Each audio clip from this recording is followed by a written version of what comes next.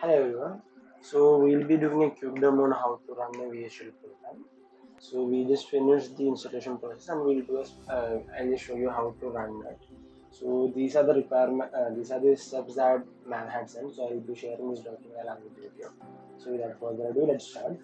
So initially, what we have to do is create a folder in your desktop. So I just created a folder and named it VHDL like this. So creating a folder, as you all know, just go to right click on your desktop and just go to new and folder. Just create a folder and name it anything and just name it VHDL. Next, what we have to do is just open Notepad++. So the program that we will be doing now is the encoder, the behavioral model of encoder. So I will be attaching two sample files. So just open the text file, copy paste all the code and just paste it into the Notepad++. Yes, either you can type it inside directly inside the Notepad++, or you can just copy paste the code that you have got. Next, what you have to do is go to languages, go to V, and just click VHDL. This enables the syntax in such a way that all the proper syntax of the VHDL format will be highlighted, so that we can easily understand if there are any errors. Next, go to File and click Save. Now, and while saving, make sure that you save into the folder that you created in your desktop. So just go to desktop, save it into the folder that you created, and by default a name will come, but change that into something short. So I'll be typing encoder v.vhdl. Make sure that the ending part is named vhdl. Make sure that it is vhdl, not vhd, vhdl. And while giving a name, make sure that it is a small name rather than a big name, and try to avoid any spaces. For example, if you want to put any space like encoder behave something, rather than putting a space, try to use a underscore so that you can avoid space, because we'll be executing this in a command interface, so it's better not to use spaces.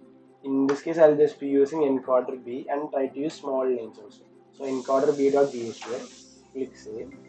Now for similarly we have to do for the test bench. Click on new, open the test bench code, copy it, paste it into the VHDL, paste it into the notepad.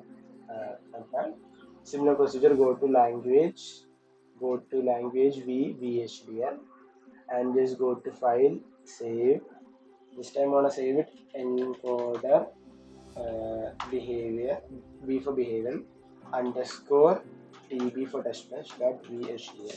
You can give it a name as long as it is short and it is devoid of any spaces. You can use that names and just click save. So right now we have two folders in our two files, the design file and the testbench file. Now for executing this, just close this.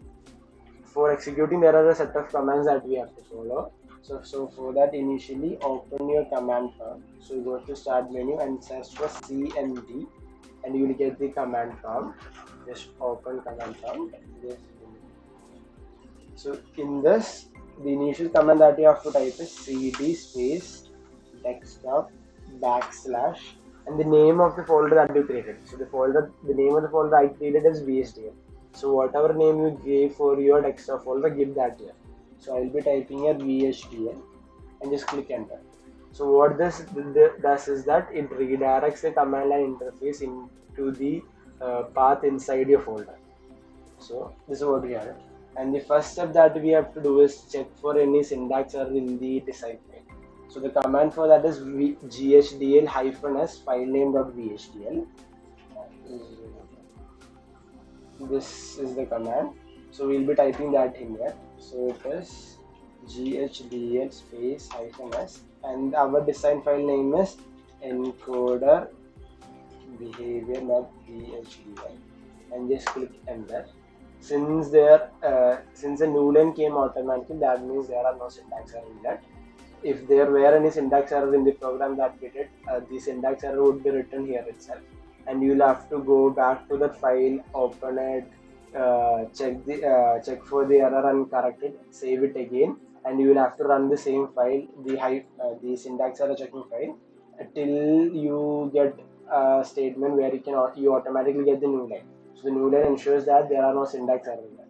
So right now there is no syntax errors, so we got the new line. So the next thing that we have to type is GHDL-A, the design file name. So GHDL-A and the design file name encoder b.vhdl, and just click enter. And the next thing we have to type is GHDL-A, the test bench file name. So GHDL-A and the test bench file name that we gave us encoder p_tb.vhdl. Just click that. See, again the new line came. The next thing that we have to do is give the entity name. So where you will get the entity name is open your test bench file, the _tb test bench file.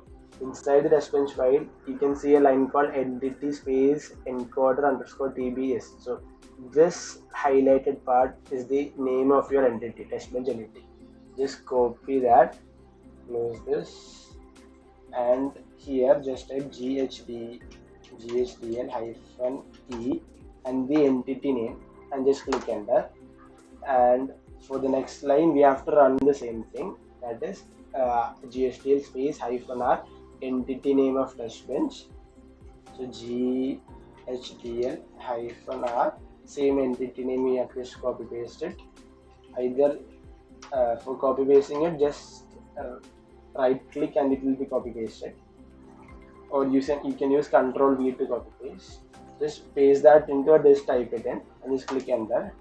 And the final command that we have to use is GHDL-r, the entity name, and a bit more list I will show you right now. So what we have to do is GHDL-r encoder tb, just copy paste the entity name space --vcd equal to, enter the same name as your design file name, but instead of VHDL we have to type VC. That is the difference. So I'll write encoder b, instead of VHDL we write v.vcd. So the design file name .vcd --vcd equal to design file name .vcd. So encoder b.vcd, just click enter.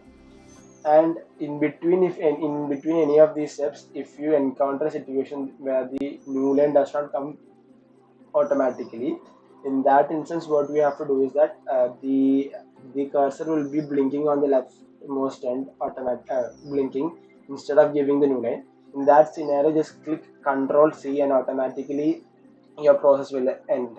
The reason why the new line is not coming because the program is not getting stopped automatically. In that condition, we can manually stop running the program by clicking Ctrl+C, and your new line would automatically run. So in this case, we don't encounter any issues, so we'll continue. So the final, these were the steps related to GHDL, and the final step that we have to do is just type gtk wave space the file that we created right now. So that we'll have to type here, encoder b.vcd, and just click enter, and your GTK will open up. So on the leftmost end you will see two things, that the signals. These are the inputs and the output variables that we declared in our program. So just click Ctrl and select all the signals on the left side, and just click insert. So this inserts your signals into the GTK wave. And next thing that you have to do is keep on zooming out so that you can zoom out from the waveform and you can get the perfect waveform.